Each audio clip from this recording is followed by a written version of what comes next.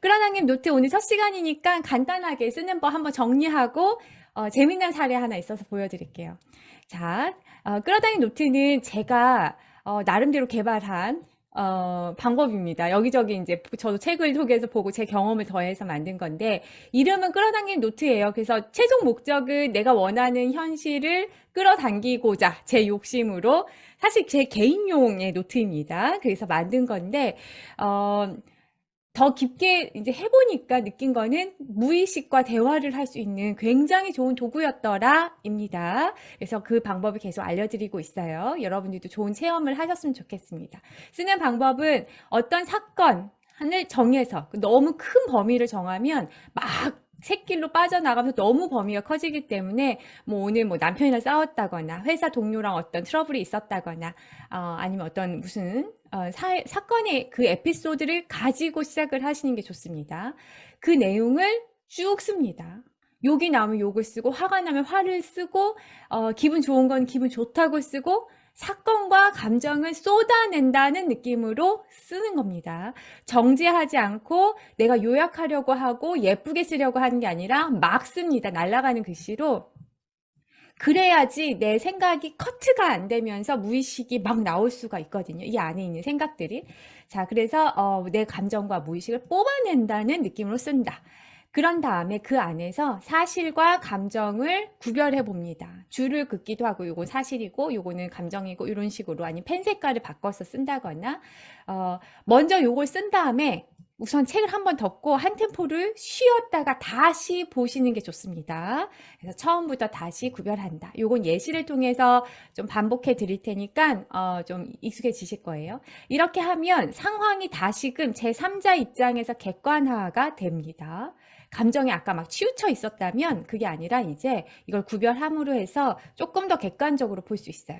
자, 거기에서 이제 질문을 시작을 합니다. 이게 굉장히 어려워요. 이게 연습이 많이 필요합니다. 그때 감정을 더 뽑아내는 질문. 네. 그때 느낌은 어땠어? 만약에 위에서 잘 안 났으면 느낌을 더 뽑아내고 더 생각을 더 뽑아냅니다. 너는 어떤 생각이었어? 막 이러면서. 그리고 사실이라고 믿는 것에 또 질문합니다. 그 진짜야? 사실이야? 너 생각 아니고? 네 혼자 착각한 거 아니고? 사실이야? 이렇게 계속 질문합니다. 그리고 그렇게 행동을 하는 나의 진짜 마음이 무엇인지, 그 뒤에 행동을 끌어낸 그 진짜 내 마음이 무엇인지 알아내는 질문을 하셔야 됩니다. 요건 예시로 매주 계속 반복하면서 알아내실 수 있으실 거예요. 자, 그 다음에 그래서 무엇을 원해? 질문합니다. 어떤 상황을 원해? 상대는 어떤 반응을 했었으면 원했어? 너는 어떤 마음이 들었으면 좀 편했을 것 같아?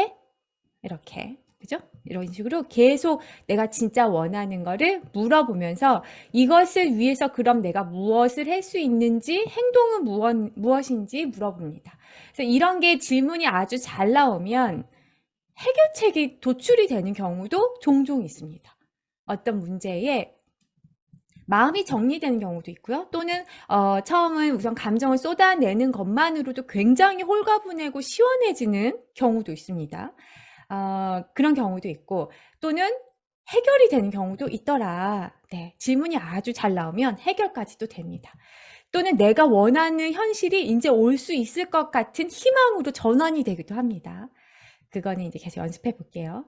자, 여기에서 이제 포인트는 이 모든 현실이 내가 만들었기 때문에 주체자가 나라는 것을 알게 되는 겁니다.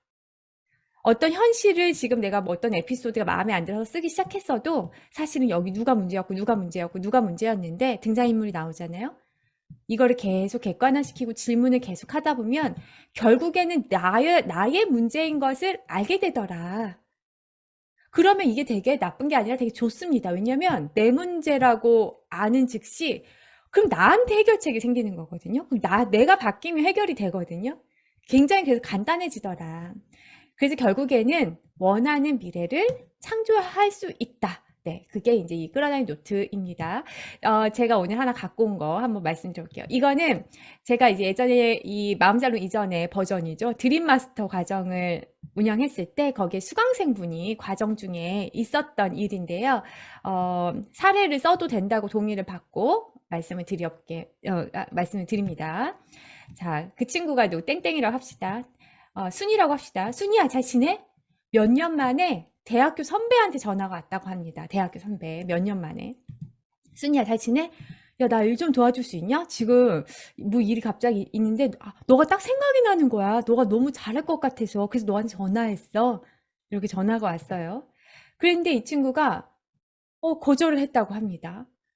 경험도 그런 걸 해본 적이 없고, 그러다 보니까 자신이 없어서, 내가 할 자신이 없어서, 오빠 못할 것 같은데요? 선배 못할 것 같은데요? 하고 거절을 했대요. 금액은 괜찮았대요. 오빠가 말한 금액도 괜찮았어요. 근데 워낙 자신이 없다 보니까 내가 했다가 피해주면 어떡하지? 이렇게 그런 느낌인 거죠. 자, 이게 이제 사실은 제가 요약을 한 건데 이렇게 큰 한 페이지로 적는 겁니다. 그날에 있었던 거를 이렇게 적었어요. 그 사람이. 그거를 이제 제가 요약을 한 거고.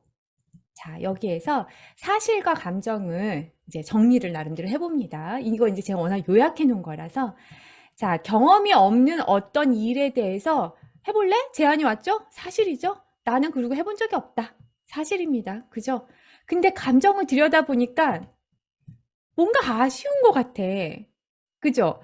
그러니까 이렇게 쓰는 거죠, 노트에. 사실은 원래 그냥, 뭘 할래? 나 못하는데? 그거 끊으면 끝나야 되는데, 뭔가 집에 오는데 괜히 아쉽고, 저 돈 벌 수 있는데, 자신은 없고, 그죠? 그런 마음이 있었던 거죠. 감정은 그렇더라. 자, 그 다음에 질문이 들어갑니다. 정말 자신이 없어? 못하겠어? 하기 싫어? 그랬더니 자기 자신한테 자기가 질문하는 겁니다. 삼자처럼. 사실 해보고 싶어. 그럼 해보지 왜? 뭐가 그렇게 두려워? 그랬더니 무슨 말이 나오냐면, 나 지금 상태가 안 좋아. 살도 좀 쪘고, 그 오빠가 실망할 것 같아. 그래놓고 그 친구 옆에 소름 이렇게 쓴 거예요. 뭐냐면, 자기는 내가 경험이 없어서 못하는 줄 알았는데, 다시 들여다보니까 내가 지금 몇 년 동안 뿌른 거야. 그 오빠가 기억하는 내 모습이 아닌 거야. 그래갖고 살이 찌니까 그 오빠가 만나기가 부끄럽다는 생각이 갑자기 든 것을 알게 됐어요. 이 노트를 쓰면서. 자기가 이렇게 저한테 그대로 소름 이렇게 써갖고 저한테 보내준 거예요. 귀엽죠? 그죠? 선생님, 저는 진짜 제가 이럴 줄은 몰랐어요. 왜냐면 자기가 남자친구 있거든요. 그러니까 이 사람이랑 썸도 아니야. 근데 신경이 쓰인 거죠. 그럴 수 있잖아요. 젊은 친구 있고, 그러니까. 자, 이거가 이제 진심이 나왔습니다. 자, 그럼 감정을 알아줍니다. 감정을 알아준다. 너가 그랬구나. 네가 지금 현재 조금 살이 쪄서 부끄러운 것도 있었구나. 그리고 하고 싶은 것도 사실이었구나. 그런 마음이었구나. 그죠? 이렇게 알아주면 됩니다. 예. 알아주는 것만으로도 여러분 노트 쓸 때 답답하고 뭐 남편이랑 싸우거나 뭐 무슨 시댁이랑 문제 있거나 회사에서 답답할 때도 이렇게 그냥 토해내고 그거를 다시 한번 호흡을 가다듬고 다시 알아만 줘도 훨씬 나아집니다. 기분이. 네. 우리가 왜 친구들이랑 막 만나가지고 막 욕하고 같이 막 하면 기분이 좋아지는 것처럼 알아만 줘도 풀어지더라. 그리고 우리가 이제 읽는 책에서도 알아차림으로 해서 그 감정을 흘러보내게 되거든요. 그래서 굉장히 효과적인 방법입니다. 자, 그래서 이제 물어봅니다. 너가 진짜 원하는 게 뭐야? 그죠? 그랬더니 이렇게 말합니다. 사실 나 좀 해보고 싶은 게 맞는 말이야. 나 진짜 해보고 싶어. 근데 두려운 것도 사실이야. 아직 한 번도 안 해봤는데 만약 혹시나 내가 잘못하면 민폐되잖아. 그죠? 이게 네. 해보고 싶다. 근데 걱정도 썼습니다. 그럼 어떻게 하면 좋을까? 질문을 해봅니다. 자, 가격을 반만 받는다고 해봐야 되겠다. 그러면 나도 좀 덜 부담스럽고 할 것 같아. 그래서 내일 오빠한테 전화해서 저 페이는 반만 받고 제가 한번 해볼게요. 라고 말해야지 하고 끝냈어요. 이렇게.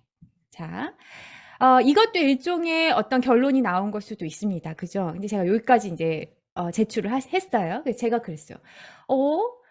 기분이 어땠냐? 깔끔하냐? 진짜 원하는 것이냐, 이게. 이렇게 제가 질문을 했어요. 아닌 거 아니냐? 제가 한번 질문을 다시 해봤어요. 만약 그리고 비용을 반만 달라고 하면 그쪽에서 우와 잘 됐다 할까요? 물어봤어요. 이렇게. 그죠? 그랬더니 뭐라냐면 그러진 않을 것 같네요. 차라리 돈을 정확히 다 주더라도 확실한 결과물을 원할 것 같아요. 그죠? 거기도 지금 자신 없는 모습이 저 반만할게 자신이 없어서 이러면 그 사람한테 왜 굳이 리스크를 걸어요? 그죠? 아, 그렇구나. 이게 별로 진짜 해결책이 아닌 거를 알게 됐어요. 이 질문을 통해서요. 그죠? 자, 그러면 다시 묻습니다.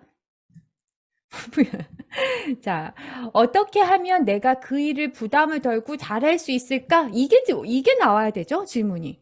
그죠? 자, 여기도 질문 나왔지만, 여기선 가격이라 나왔지만, 요것도 조금만 다시 생각하면, 그러니까 우리가 아까도 그게 사실이야? 정말이야? 질문하는 것처럼 내가 답한 거를 또 물어보는 거예요. 계속 체크해야 돼. 똑 떨어지지 않으면, 정말요? 정말 그럴까? 사실이야? 그죠? 아니죠, 근데. 아닐 수도 있잖아요. 그러면서 계속 완전하게 되게 뾰족한 답을 얻어내려고 노력해야 됩니다. 자, 그랬더니 답이 이렇게 나왔습니다. 본인이 쓰신 거예요. 그래, 그러면 먼저 자료 조사를 한번 해보자. 그런 걸 찾아보고 내가 해볼 만한지 안 한지를 먼저 조사를 통해서 알아보자. 그리고 할 만하다고 생각이 들면 하고 싶다고 오빠에게 자신 있게 말하고 최선을 다해서 준비를 해보는 거야. 근데 봤는데 너무 못하겠으면 포기하자. 그죠? 깔끔하겠죠? 네. 이러니까 기분이 깔끔해. 이렇게 딱 쓰니까 이제 더 이상 나올 게 없어. 글이. 아, 해볼만 하다. 자, 그래서 이 친구가 그래서 이제 이 사람 조사를 했는데 해볼만 하다는 거죠. 자료를 보니까 해볼만 해. 그래서 하기로 했어요. 자, 그래서 어떤 결과물을 했는지 제가 보여드릴게요.